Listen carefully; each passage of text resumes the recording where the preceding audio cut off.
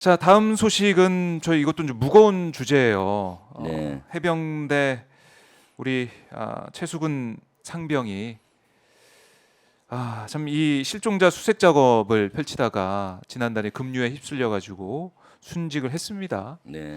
그래서 이 순직한 이후에 이 사안에 대해서 해병대 그러니까 이 수사단에서 계속 들여다보고 수사를 했습니다. 수사에서 1차 수사를 거친 다음 이건 이제 경찰에 넘기게 돼 있지 않습니까? 그렇죠.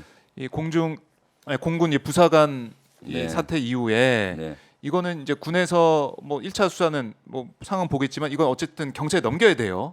민간 수사관에 넘겨야 되는 상황이어서 넘기는 그런 상황까지 왔는데 우선은 해병대 수사단에서 파악한 것은 임성근 해병 1사단장 포함한 지휘부 또 현장 지휘관 뭐 이렇게 해서 8명 모두 과실치사 혐의가 명백하다 이렇게 판단한 것 같아요. 네. 네, 그렇게 좀 보고 있는 거죠 수사단 입장에서는.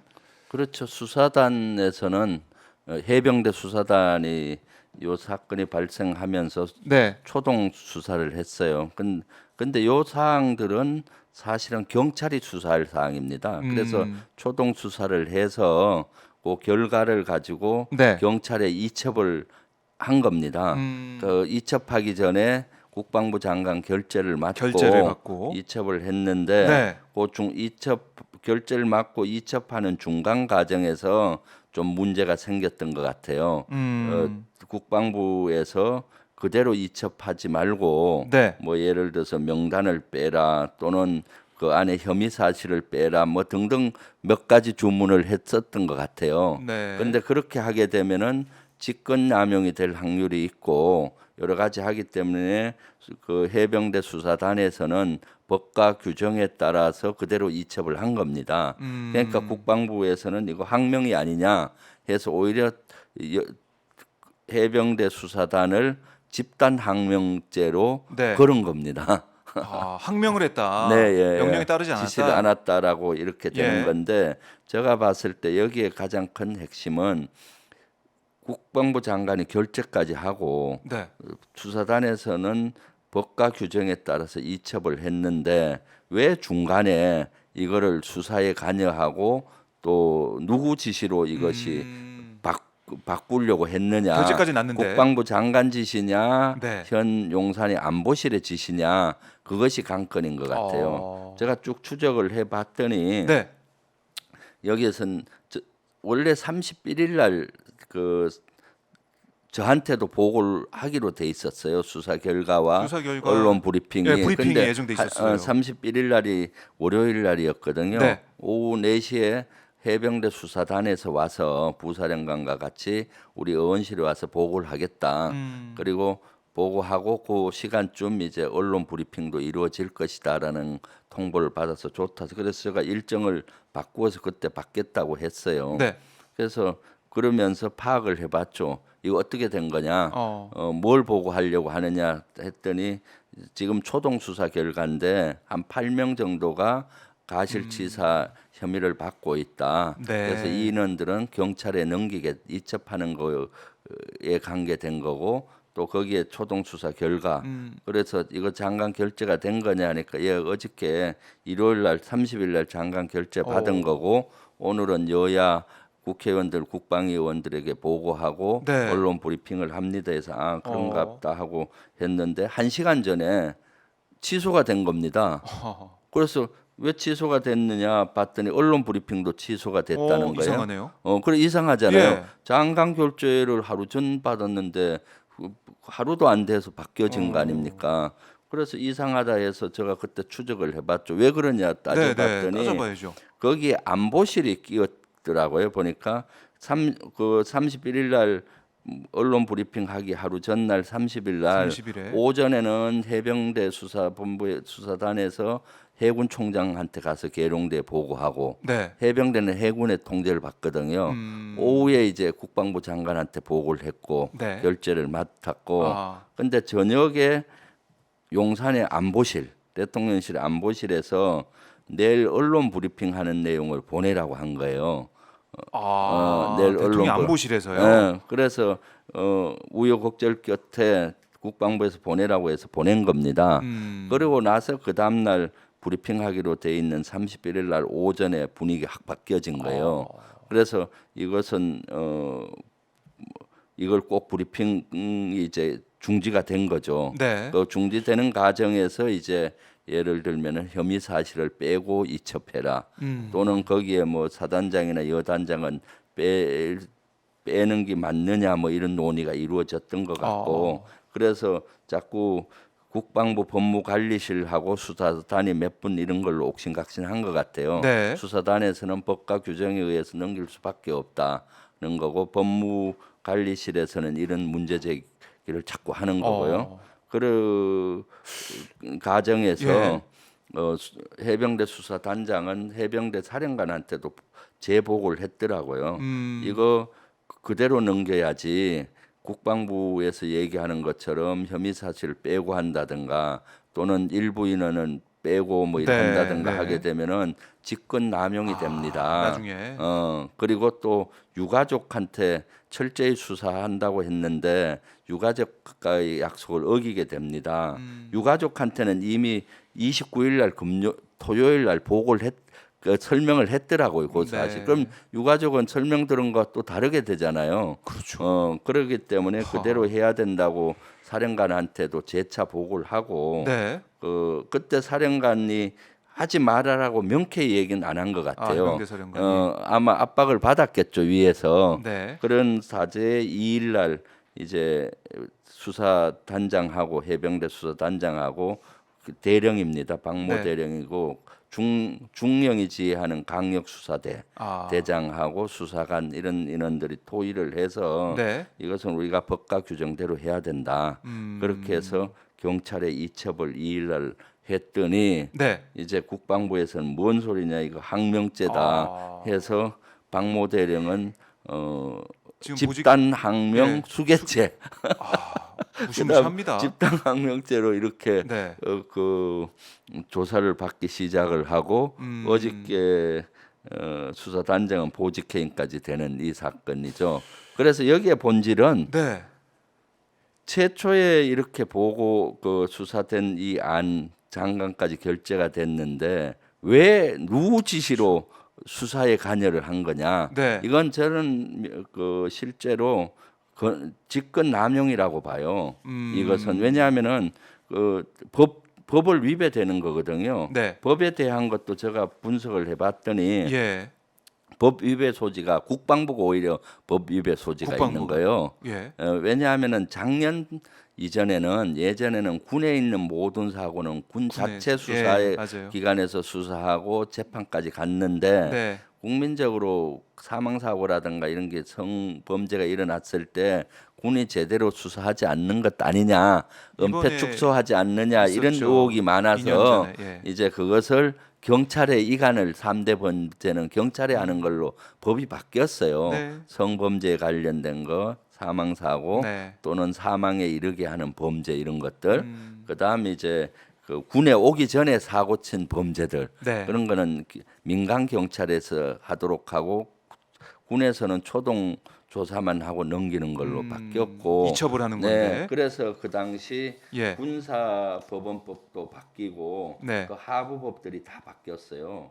그래서 군사 경찰 직무에 관한 부분도 네. 바뀌고 그 시행령도 바뀌었는데 군사 경찰의 직무 수행에 관한 법률 시행령 7조에 보면은 네. 군사 경찰의 지휘 감독에 나와요. 군사 경찰 부대가 설치되어 있는 부대의 장은 수사의 공정성을 확보하기 위해서 독립성을 보장해야 된다. 그러니까 위에 국방부 장관이든 해병대 사령관이든 군사 경찰을 지휘 감독해요.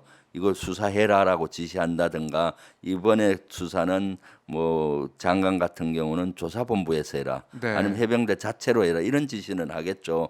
그게 지휘 감독이에요. 그렇죠. 근데 수사한 사항에 대해서는 수사의 공정성을 확보하기 위해서 독립성을 보장하도록 법 시행령에 돼 있는 겁니다. 그러니까 수사한 내용에 대해서 뭔 빼라, 뭐는 할 수 추가하라 없죠. 할 수 없는 겁니다. 무슨 말씀인지 네, 이해가시죠? 네. 전체적인 지휘 감독 이거는 수사해라. 수사 인력은 부족하면은 어디가 지원해라.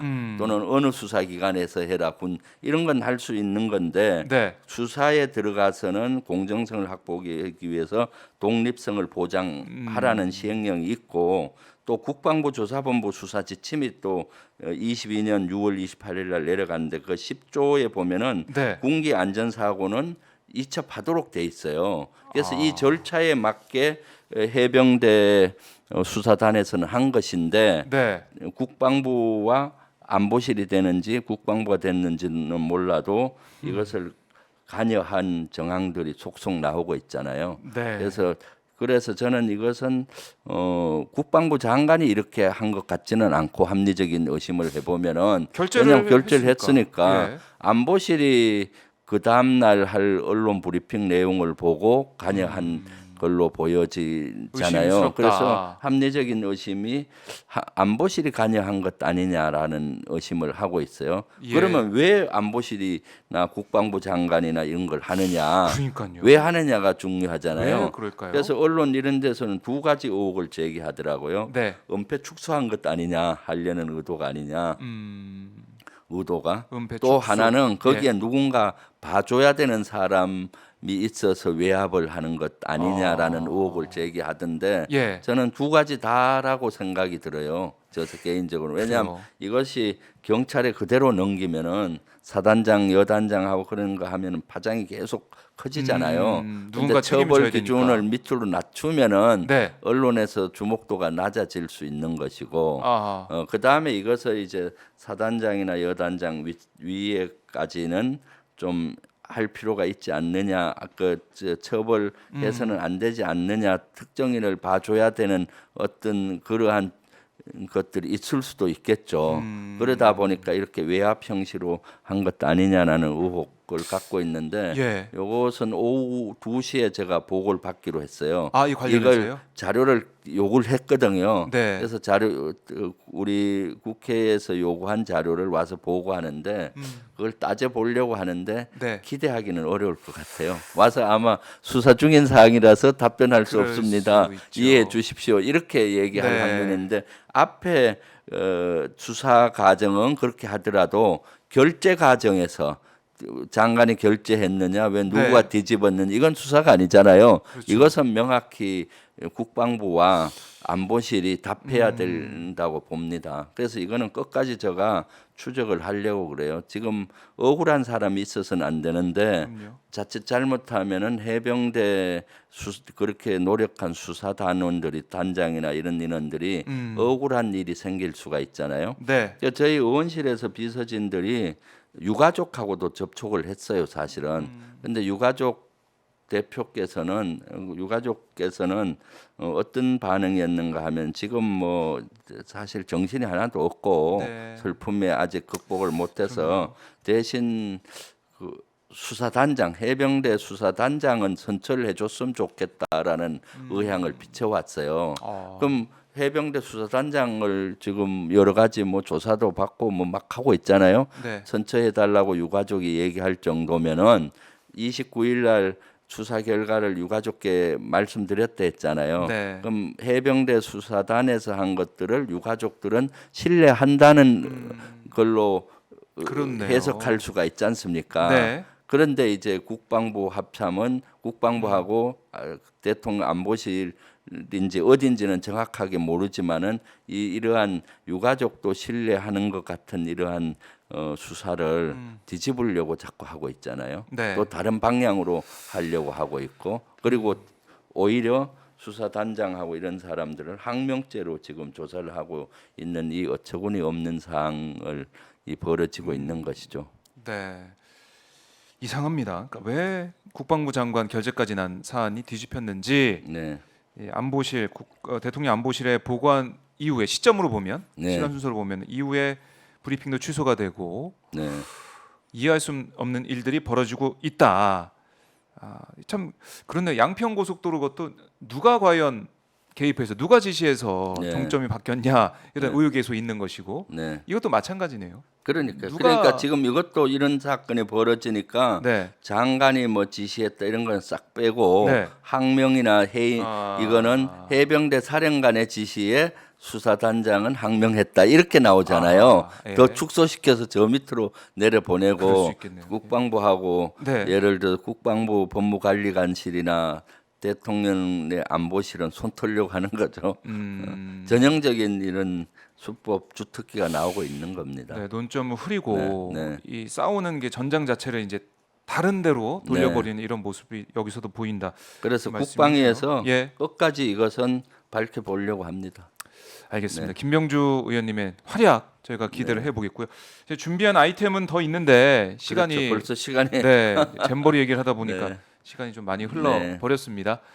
오늘도 김병주 의원님 고생 많으셨고요. 끝으로 못다 하신 말씀이나 하고 싶은 말씀 있으면 좀 해주십시오. 지금 우리가 잼버리 대 이런 걸로 우리 국가 자존심도 손상이 됐고 국가적으로 아주 어려운 것 같습니다. 거기에 엎친 데 덮친 격으로 지금 태풍도 온다고 하니 우리 시청자 여러분들께서 태풍 대비에 좀 철저히 하셔서 태풍이 안전하게 태풍으로부터 건강도 지키고 안전도 네. 지켰으면 좋겠어요. 그리고 지금 무더위가 계속되고 있는데 무더위 속에서도 잘 행복했으면 좋겠습니다. 네. 네.